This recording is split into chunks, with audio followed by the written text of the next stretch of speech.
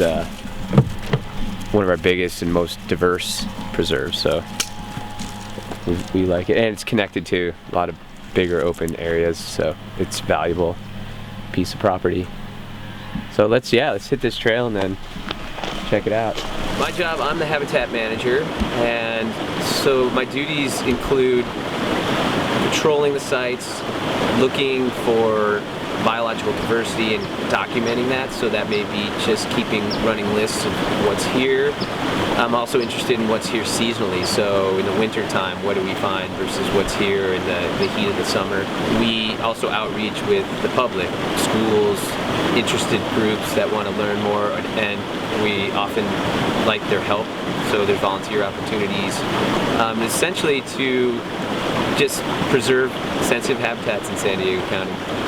We do some focus surveys for some rare plants and animals, the ones that are target species, so to speak, in regional planning efforts.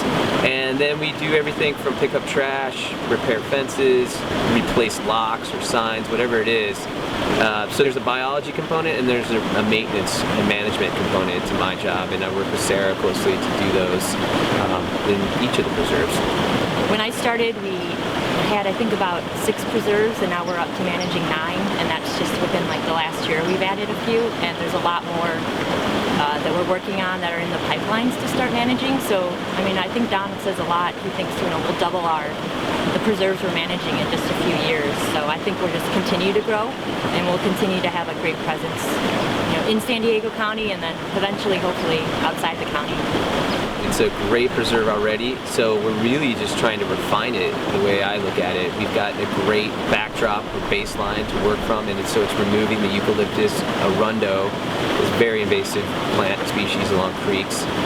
And once we get it into shape, so to speak, enhancing habitats. As we walked through, you probably saw some areas that had non-native grasses or some areas that were disturbed that don't look too bad, but they could be enhanced for the coastal California gnatcatcher.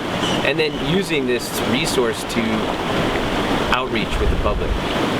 One of my primary tasks as habitat manager at the Conservancy is what we call public outreach, where we engage with the public and attempt to educate them about the beautiful habitats and species that are all around them, and through this relationship gain their support in protecting open space. Some people just don't know you're not supposed to be in here too, you know? So maybe we say, oh, you know, we should put another sign up or this and that. And a lot of people, it's not all people just trying to tear things up. It's people love, I mean, this spot is amazing. So when we're out in the preserve, we want to map as many invasive species as possible. So the primary tool we're using is an iPhone app called GPS Kit. And so it's a relatively simple GPS program with aerial imagery. And it's really accurate. So we just take a point, label it, in this case it would be Cape Ivy, an invasive vine.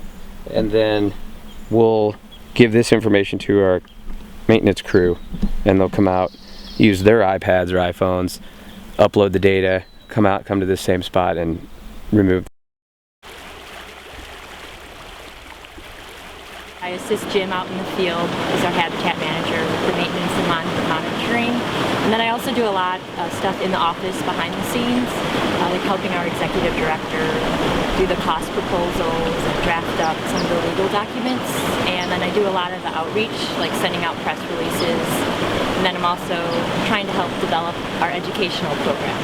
I like that there's a lot of different things that I get to do, but definitely I guess my favorite is coming out in the field, especially with Jim. He's a really good teacher, and you know I get to learn a lot from him, so that's definitely my favorite, but I like it all.